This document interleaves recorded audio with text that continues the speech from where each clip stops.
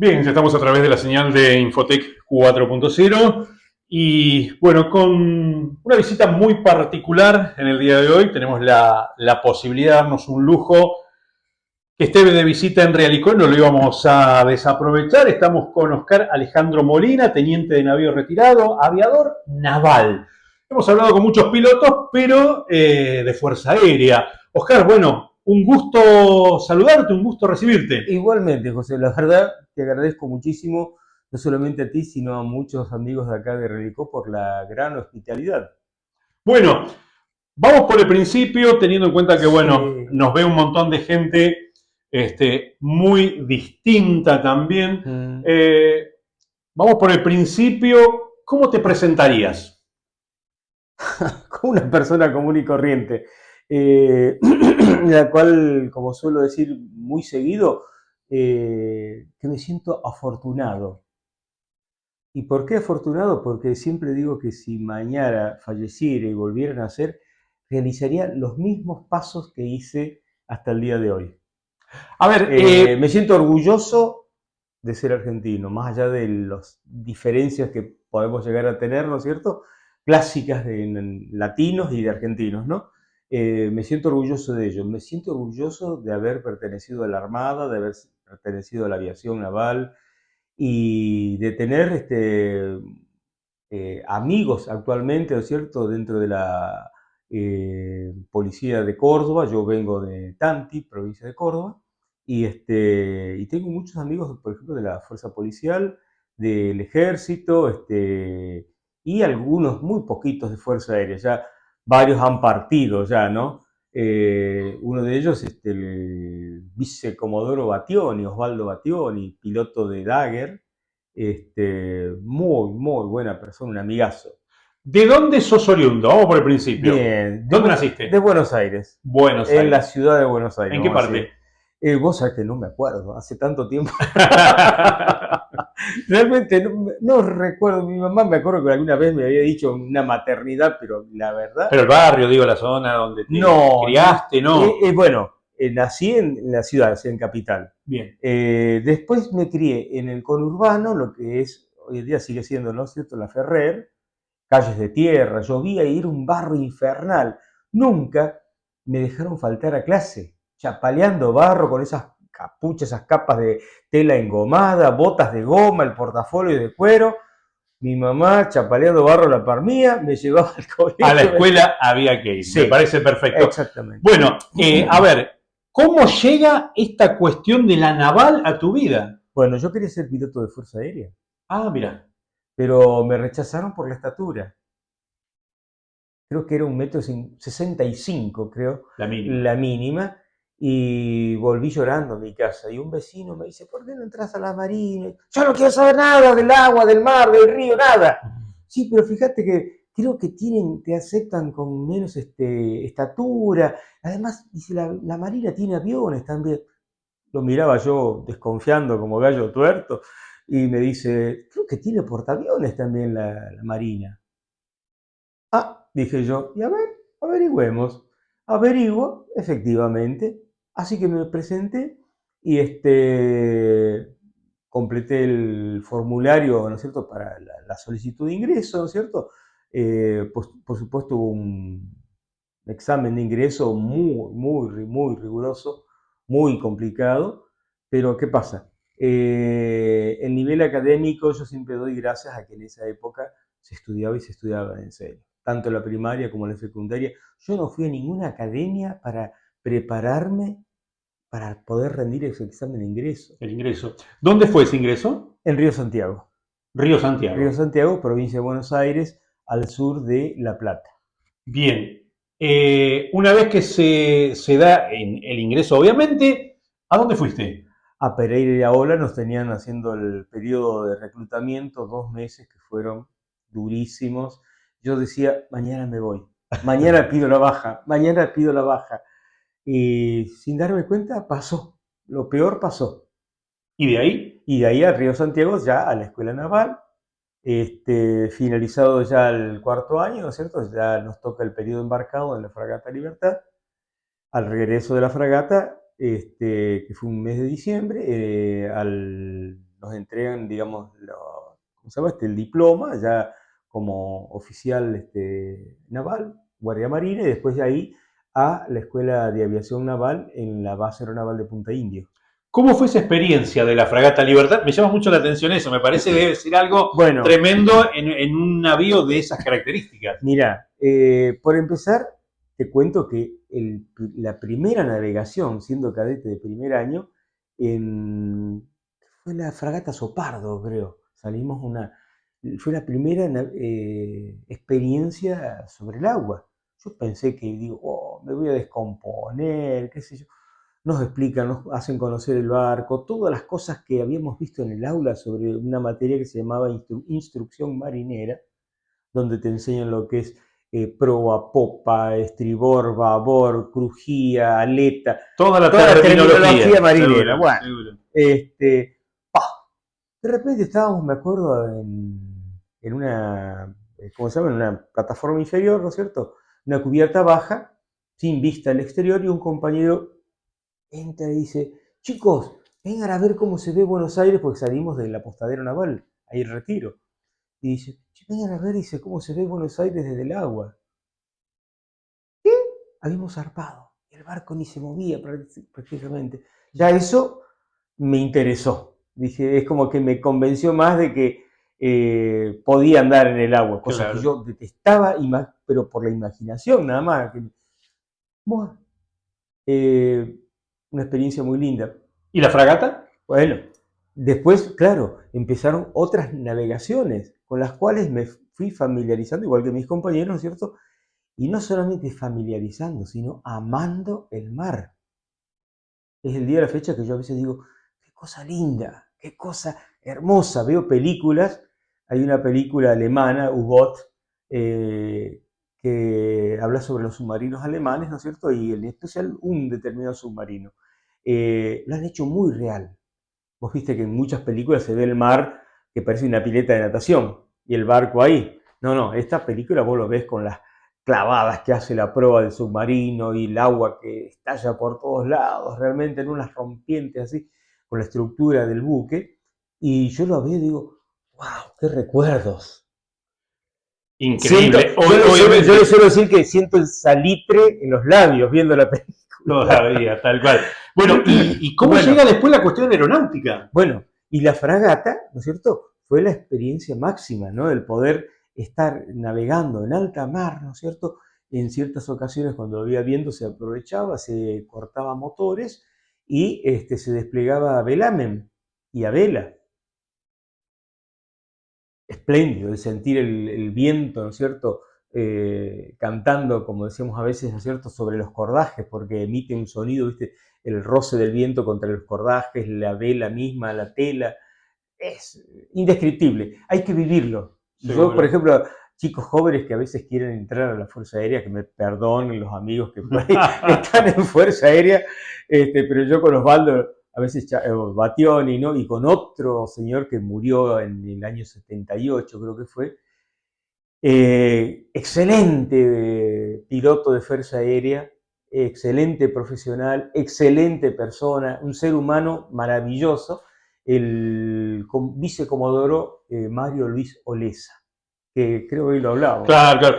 Bueno, pero, a ver, hay una cuestión, ¿no? Sí. Hay esa suerte de pequeña rivalidad siempre entre Fuerza Aérea, Marina. Pero con él no tenemos rivalidad, al contrario. Era una persona mayor que yo, él era vicecomodoro y yo era un teniente de fragata, el último cuando lo conozco a él, ¿no es cierto? Y era justo cuando yo empezaba las misiones glaciológicas a la Antártida y cuando hice el preantártico en el Monte Uppsala.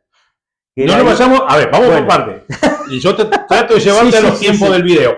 Pero por ahí, perdóname que te lleve rápido. Por favor. Pero bueno, me interesa esa parte, ¿no? ¿En qué momento empieza a jugar la cuestión aeronáutica? Ya dejás el barco y decís, bueno, se empieza a mezclar la cuestión aeronáutica. Cuando regresamos, ¿no es cierto? Ya ahí, como yo había elegido que quería ser aviador naval, a los que habíamos elegido el escalafón del aire nos mandan directamente ya a la base aeronaval de Punta Indio. Punta Indio, eso es en Buenos Aires. En la bahía de San Borombón, no sé si te ubicas, ¿no es cierto? Dice ese pedacito que le falta.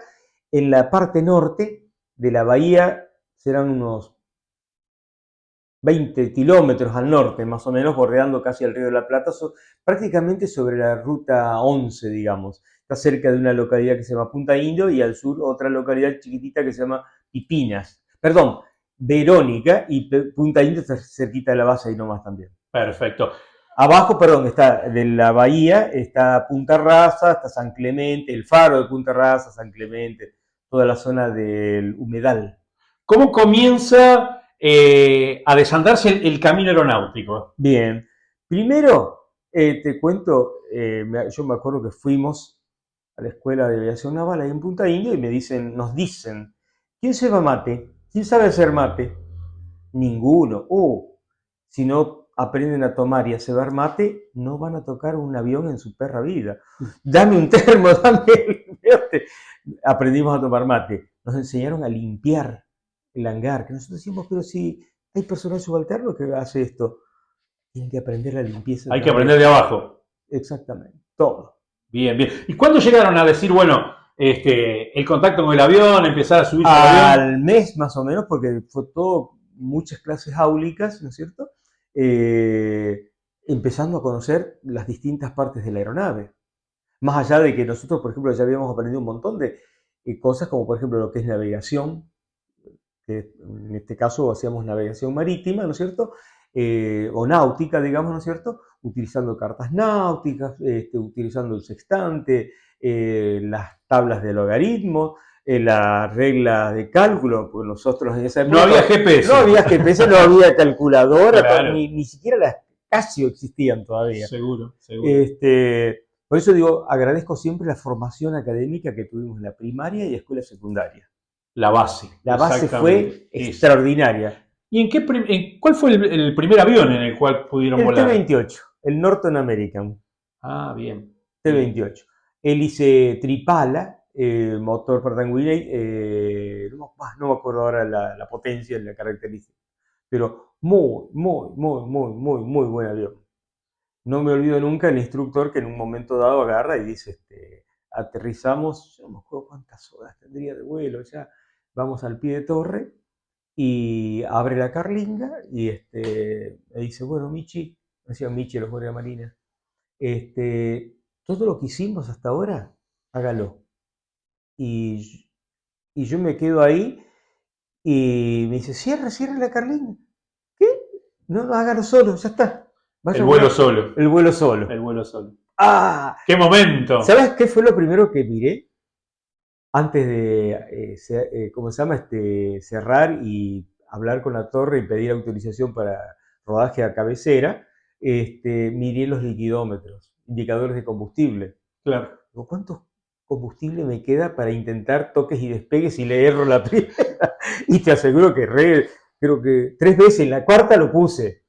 No sé si era temor, viste, el nerviosismo de estar volando solo por primera vez. Hay mucha presión cuando uno sabe que no está el instructor. Sí, no, ahí te están pichando, a ver, te suena a la idea de que por el tipo, por un error, te vayan a fletar, viste, Claro. o te digan, usted no es apto. ¿Cómo fue avanzando después esa carrera? Bien, después, claro, lo que pasa es que después, o sea, egresás ya como piloto, ¿no es cierto? Te dan el brevet de aviador naval, ¿no es cierto? Y seguís volando y entrenando con ese tipo de avión. Después en el caso mío me pasan a un Beechcraft, un Beechcraft bastante viejo, que no me acuerdo tampoco la nomenclatura, ¿no es cierto? La característica, pero para que te hagas una idea, era ese doble timón de dirección, doble deriva. Ah, sí, sí. ¿Cómo se llama? Motor radial. Motor radial, con Bien. patín de cola, ¿viste? Sí, sí, sí. Muy buen avión, propósito general, fotografía inclusive, pero lo usábamos nosotros muchas veces para entrenamiento. Inclusive sabíamos ir a veces a Trelew, a la base de Almirante Sar, y de ahí hacíamos toque y despegue también. Claro. Y no, ahí hice la multimotor. Claro, hiciste la multimotor. ¿En qué momento llega lo que todo aviador espera, ¿no? La turbina, obviamente. Bueno, pasó rato, porque yo de ahí pasé al C-47, bien. comúnmente conocido, digamos, también como aviación civil, el DC-3. Sí, sí, sí, sí, sí. Hablo así para el Sí, colegio sí, por sí. ahí. Y con el No lo DC-3, ¿qué vuelos hacías? O hacíamos la línea COI que era de Ezeiza a Ushuaia, ida y vuelta. Y después, en verano, sabíamos hacer las misiones glaciológicas en la Antártida. ¿Volaste a la Antártida? Sí, sí, sí, sí, sí. Contame un poco de eso, a ver cómo Con era esa personal, historia. personal científico del Instituto Antártico, glaciólogos especialmente, ¿no es cierto? Y salíamos a la salida del sol, 4 o 5 de la mañana, y regresábamos tipo 23 horas, 24 horas, más o menos, estábamos volviendo. O sea, ¿iban y venían en el día? Sí, sí, sí, con ferry. Ah, bien, bien. No Sí, sí. permanecían en el continente. No, no, no. No, no, no, no. Íbamos y volvíamos en el día. Íbamos hasta la, ¿cómo se llama? Ah, Isla de Ross, Mar de Weddell, todo eso patrullábamos, íbamos haciendo todo el seguimiento de los que ahora lo ven prácticamente por satélite, ¿no es cierto? Las grandes masas de hielo que por ahí se desprenden.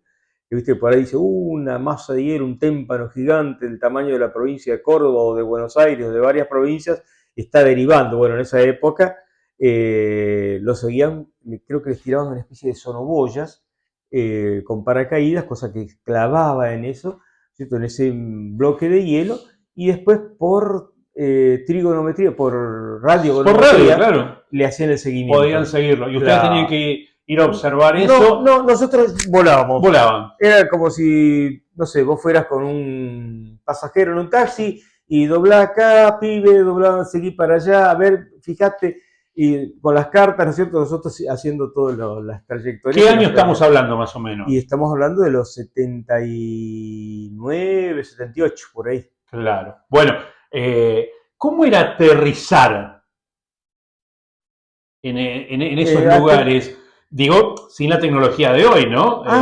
Con la Ushu meteorología, con el Ushuaia, clima. Ushuaia, yo le digo, fue la mejor escuela de vuelo. Yo digo, el piloto que aterrizó en Ushuaia, y no una vez, que aterrizó ya y que logró dominar los distintos, porque no hay un aterrizaje igual en Ushuaia. ¿Por Yo qué? siempre digo que nunca aterrizamos igual, pero Ushuaia es peor. ¿Por qué? Era. ¿Por qué?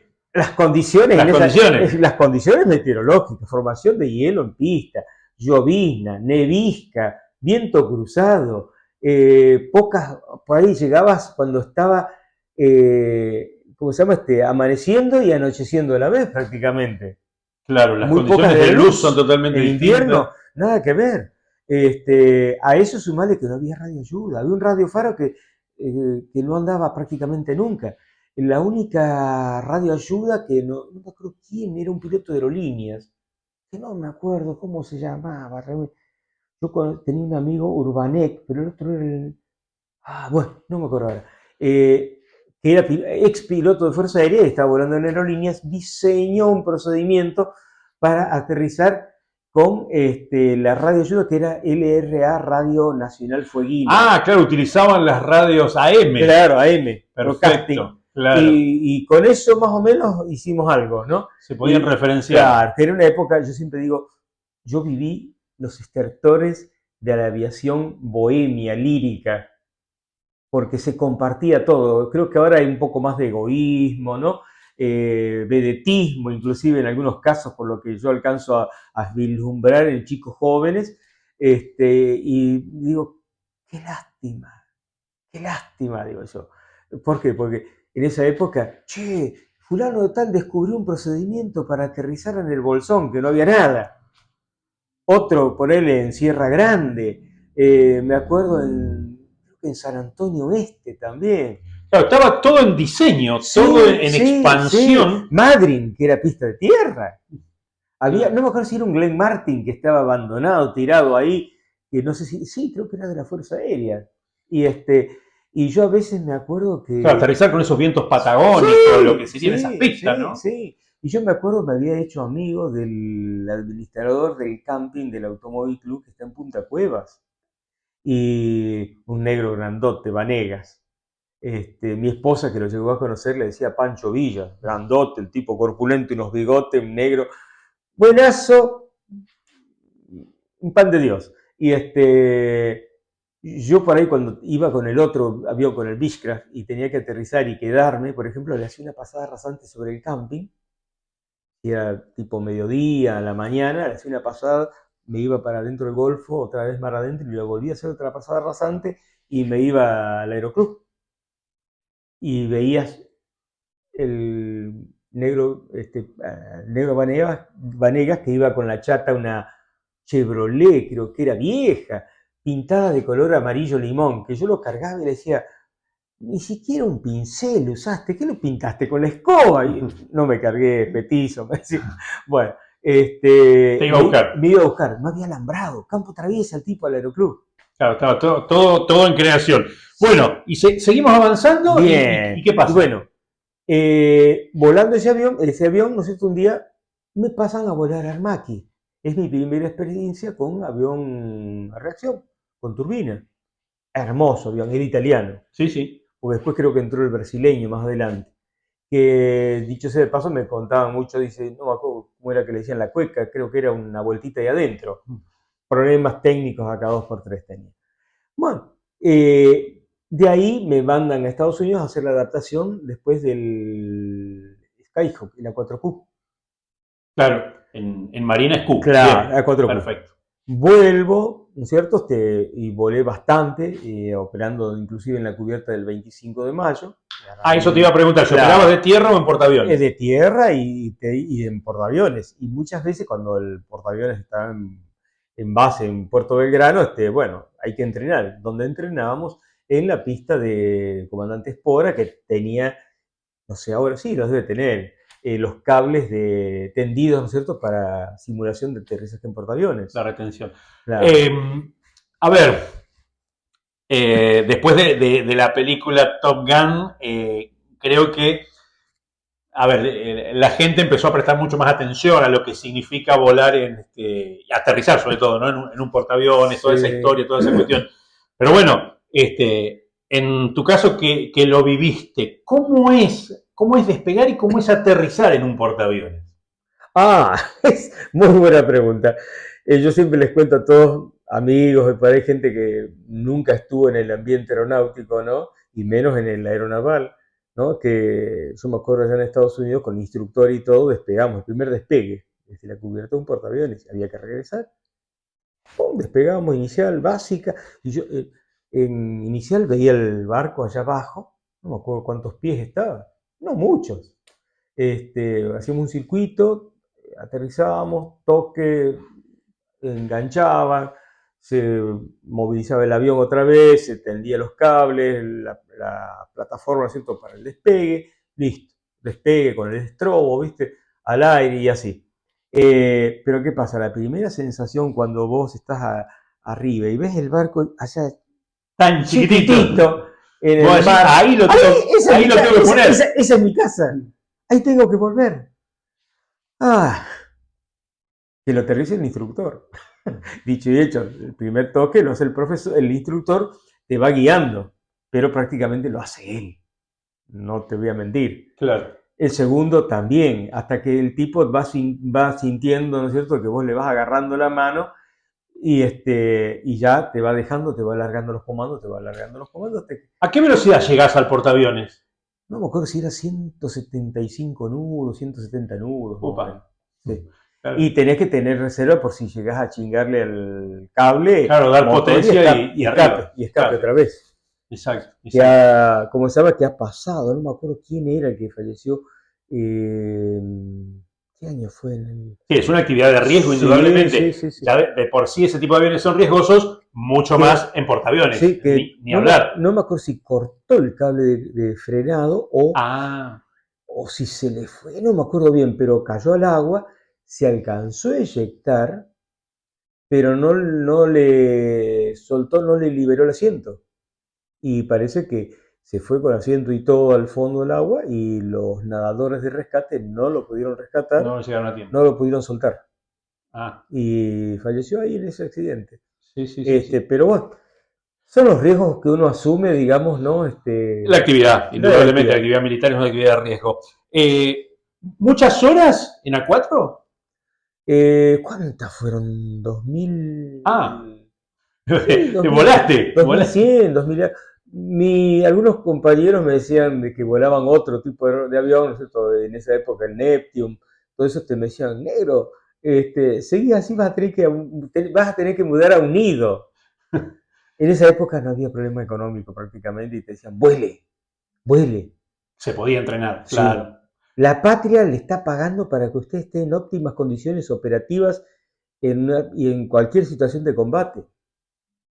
Vuele. Hablando de combate, yo te preguntaba hoy fuera de Sí. cámara, en el 82, ¿dónde te encuentras? Porque vos estabas en plena actividad. Estaba en Solingen en Alemania, estaba haciendo un curso de capacitación. Y cuando me presento en la embajada me dicen negativo. Usted fue comisionado para hacer este curso, de capacitarse, y cuando termine la capacitación, si, ¿cómo se llama? Todavía el conflicto sigue, bueno, se incorporará a la fila, pero mientras tanto, aguántese. Subordinación y valor. Así que todo el tiempo del Sí, conflicto de el Malvinas te conflicto, tocó estar en Alemania. exactamente, Estabas haciendo capacitación, exactamente, sí, que sí, era sí. teórica en ese Sí, caso. sí, era todo teórico, todo teórico. Estrategia operacional. Hacían esa suerte de intercambios, ¿no? Para Sí, capacitarse. sí, sí. Y era muy lindo también porque además en todos esos cursos uno se encontraba con pares, marinos, aviadores navales, aviadores de las distintas fuerzas aéreas del mundo. Y ponele que esta vez estabas en Alemania, en Söningen, y de repente eh, al año siguiente te tocaba un curso, no sé, en Toronto, en Canadá, y de repente te encontrabas con, hola, Oscar, otro aviador noruego, ponele. Hola, ¿te acuerdas de mí? Y así. Y de repente te tocaba otro curso en Estados Unidos y encontrabas un inglés, un francés, que también que ya te los conocías de otro lado. Ibas a un evento que por ahí invitaban una velada de gala en alguna embajada extranjera, por estabas por decir, Alemania, en la embajada, no sé, noruega o brasileña o norteamericana, celebraban algo y entonces te invitaban también. Y ahí te encontrabas también por ahí gente que a lo mejor ni sabías que estaban cursando, a lo mejor en otro curso específico, en otra parte del país, pero vos ya lo conocías de otro evento estando en otro país. Es un mundo chico a nivel global, ¿no? Eso es lo llamativo de esta cuestión. Sí, Sos un afortunado de todo lo que te dio la naval. sí. Por eso te digo que te dije, me considero Vuelvo a lo del principio, ¿no? dichoso y afortunado. Y te cuento que lo único feo que pasé en mi vida, que como marino digo, fue un terrible banco de niebla que encontré, ¿no? ¿Y por qué digo como marino, no como aviador? Porque, ahora te lo explico, fue el haber perdido a mi esposa por cáncer. Hace el 2 de junio del 2013 falleció de cáncer, después de haber luchado casi 12 años. Ella te acompañó a lo largo de toda tu carrera. Sí, nunca jamás me objetó nada. Porque, a ver, seamos realistas, Me qué bancó. difícil para la Sí, esposa seguirte. la carrera del militar. Sí, y más naval. Más naval, Sí, exacto. sí, sí, sí, sí. Ella siempre estuvo ahí. Al pie del cañón. ¿Y por qué digo un banco de niebla, pero en el mar, como marino? Porque en el aire, un banco de niebla, ¿cuánto tardas en pasarlo? Claro, es Por rápido. ahí segundos. En el mar es otra En el cosa. mar es otra cosa. Muy largo, me llevó bastante tiempo realmente superarlo y al año estuve a punto casi prácticamente de suicidarme. Te soy sincero, estaba en Buenos Aires, estaba haciendo unos trámites y iba a cruzar las vías del tren del ferrocarril Mitre en inmediaciones de entre Belgrano y Núñez y veo que venía el tren que venía del lado de Tigre y dije, me tiro, pero no, si me tiro ahora, le voy a dar tiempo capaz a que frene, lo voy a dejar que esté cerca. Y me quedé ahí esperándolo y cuando llegó me dio miedo. Arrugué un papelón. Eh, es duro, Tuve pánico. pero está bueno poder hablarlas estas Sí, cosas, sí. ¿no? Y qué bueno que no diste ese paso, que hoy podés estar compartiendo amistades que, por Sí, sí. ejemplo, te traen a lugares como Realicó, que Sí. vos decís, He pasado muchas Realicó. veces y nunca entré en Relicó.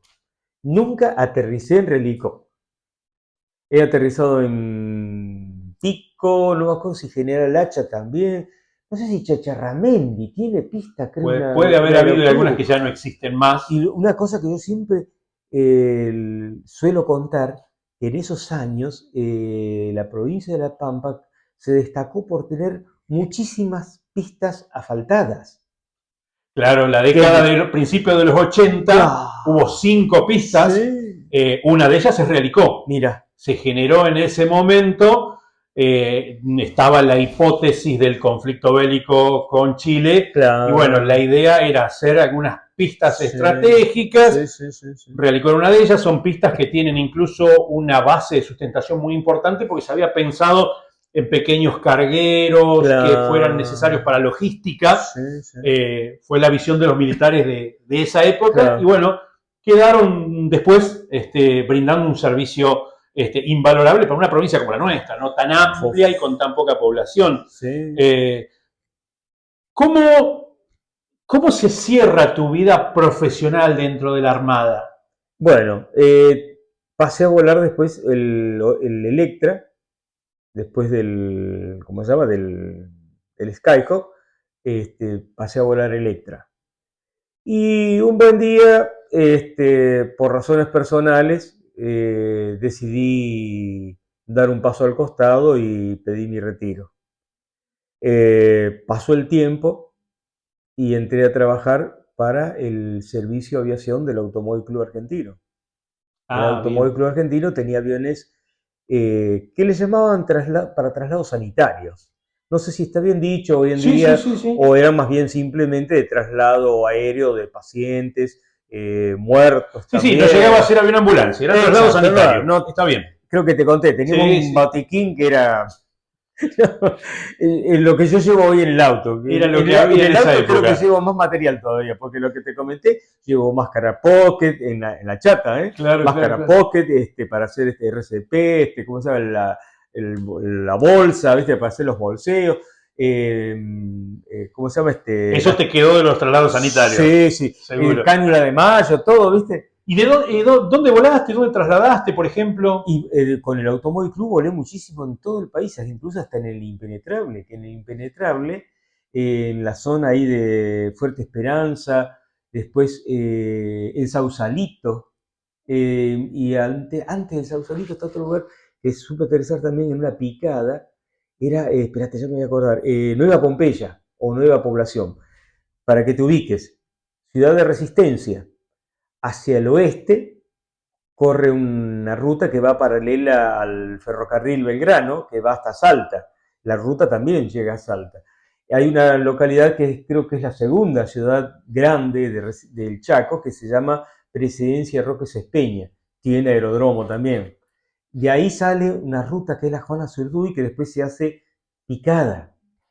A mitad de camino encontrás la tercera localidad, pero ya mucho más chica, ¿no es cierto?, en importancia, que es la Juan José Castelli. Después tenés tres isletas y no me acuerdo. Te conociste el país Sí, desde el aire. sí, sí, sí. Por eso te digo, volvieron a hacer ahí los mismos pasos. Es increíble. Y sin toda esta parafernalia tecnológica que tenemos No, hoy. no, Hoy no. con GPS, con piloto automático, con todas estas cuestiones, sin desmerecer a los profesionales de la actualidad. No, Pero no. bueno, hay un montón de ayudas tecnológicas, la cuestión electrónica para el aterrizaje, por ejemplo, en los Totalmente. aeropuertos. En esa época, no. ¿Sabés lo que es sacar? ¿Vos te acordás A rumbo y estima. la antena ¿cómo se llama? De HF, que era extensible con un cable y un embudo en cada Ah, cola, sí, sí, sí, en el sí. empenaje?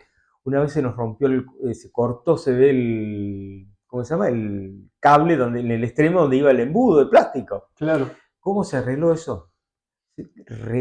Cargaron todo el carretel ese, ¿no es cierto?, a bordo, rebobinaron tenía un motorcito Sí, y una especie de, como si fuera un cuentapasos, algo así, pero ¿qué pasa? Contaba eso, los metros que claro. largaba, ¿viste?, de antena para poder sintonizar determinada frecuencia en Lograr la longitud de frecuencia, tal onda. cual, sí, sí. ¡Ah!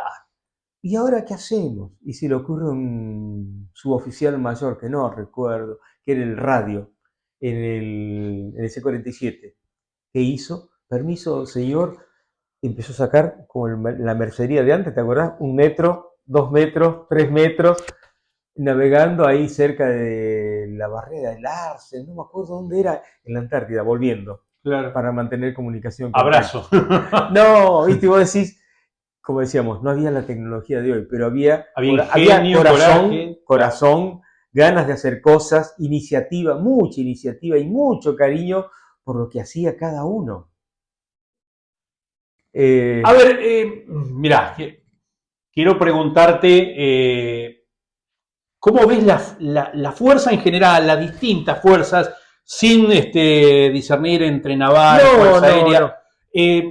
Porque bueno, han tenido muchos años de desprestigio intencionado, Sí, sí, malintencionado. totalmente. Hoy parece que la sociedad de a poco se está volviendo a amigar con la fuerza, con el uniforme, volviendo a entender lo que realmente Sí, sí, significa. sí, sí, sí. ¿Vos sentís Sí, que pasa esto? no del todo, pero sí, te digo, me ha tocado ahí donde yo vivo, en Córdoba, en la sierra, ahí en Tanti, a veces en Carlos Paz, de personas que han, muy contadas. Hace poquito me pasó en la carnicería de unos amigos para comprar y bueno, allá como somos amigos, che, Oscar, ahí está la pava, hacete unos mates. Y bueno, charlo, tomo unos mates, si no, no me venden nada. Si no, igual que en una verdulería enfrente que tienen despensa, lo mismo, ¿no?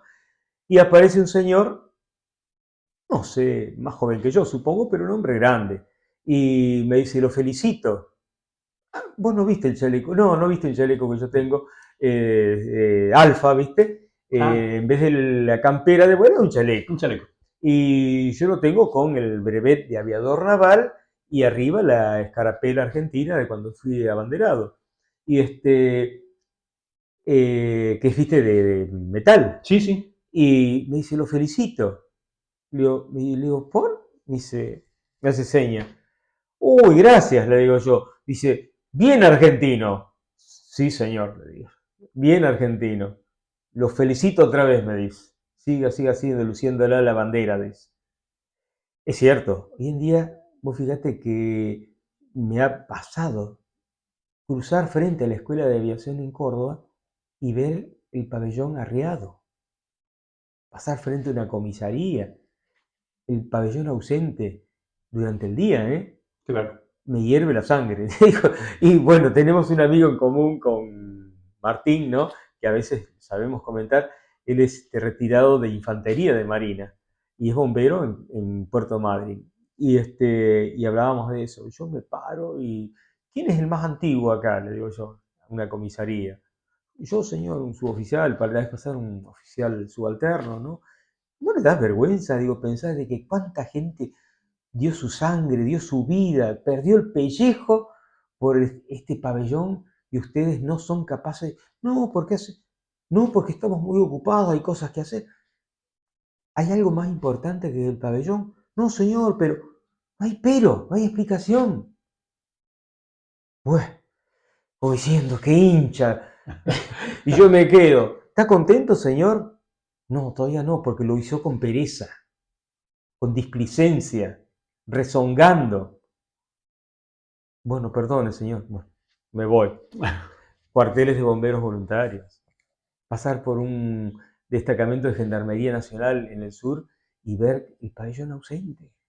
Plena hora del día, ¿cómo? Si es lo primero que tenés que hacer, formar.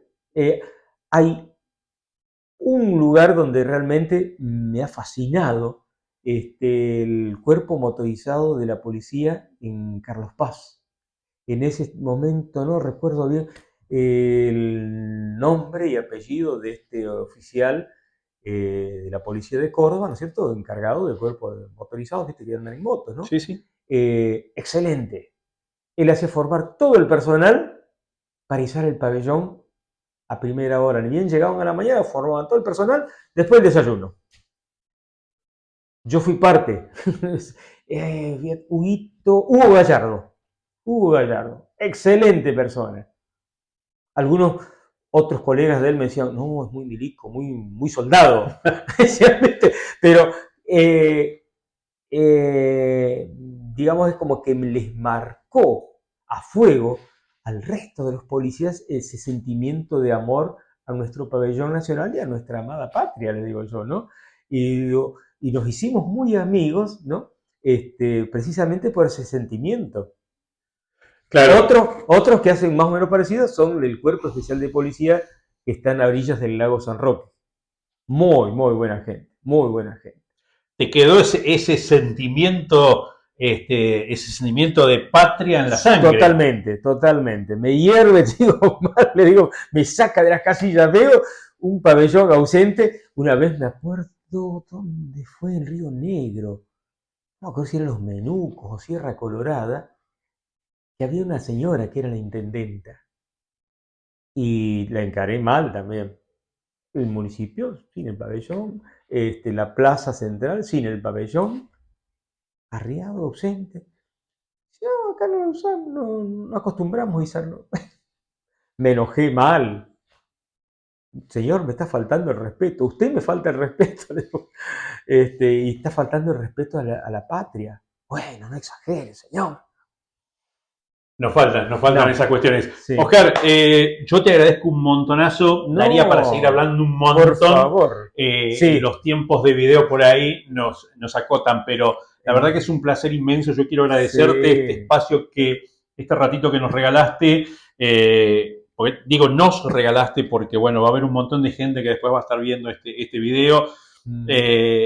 En el caso de los más chicos, por ahí está bueno que puedan conocer estas experiencias de quienes vivieron, en este caso, la aviación naval con otras tecnologías, con otras épocas. Está bueno esto que transmitís vos también, ¿no? Del sentir nacional, del sentir nuestra patria, porque a veces por ahí cuestionamos mucho a los Estados Unidos por distintas cuestiones, pero si vos vas, esa bandera va a estar en todos lados, no va a haber una película en la cual no aparezca, ellos tienen ese sentimiento muy adentro y por ahí creo que a lo mejor las cosas buenas tendríamos que copiar las cosas buenas. Exactamente, sí, exactamente. Yo por ahí comparto con vos, por ahí en un acto patrio, me molesta de alguna manera cuando se escuchan las estrofas del himno que la gente no lo entone, no lo canta. Que la gente no cante el himno,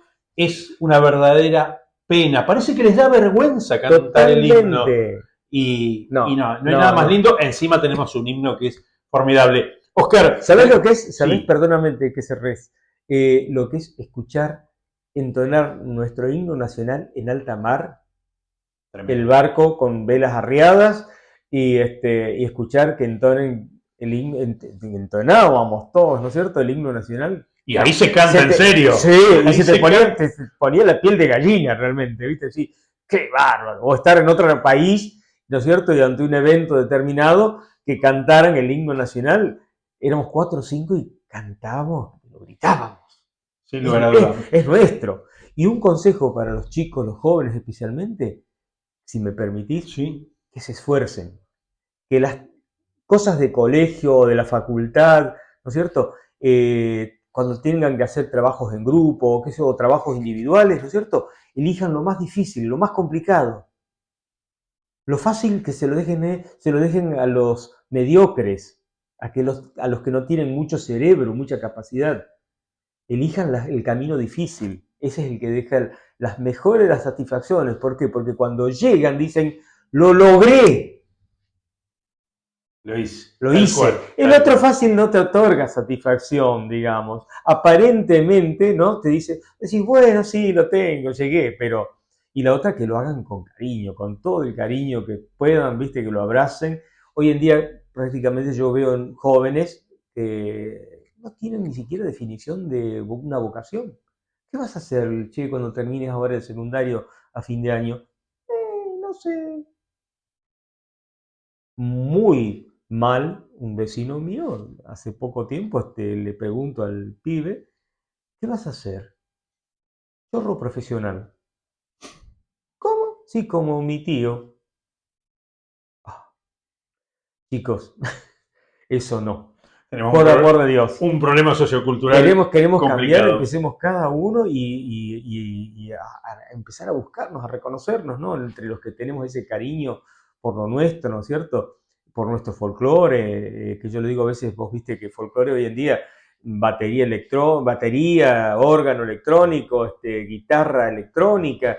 Y digo, no, eso no es folclore. Tengo un amigo en San Clemente del Tuyú que tiene una FM y generalmente pone folclore. Y cuando alguien le dice, poneme el Chaqueño Paravicino o a la Soledad, eso no es folclore. Dice, yo paso folclore.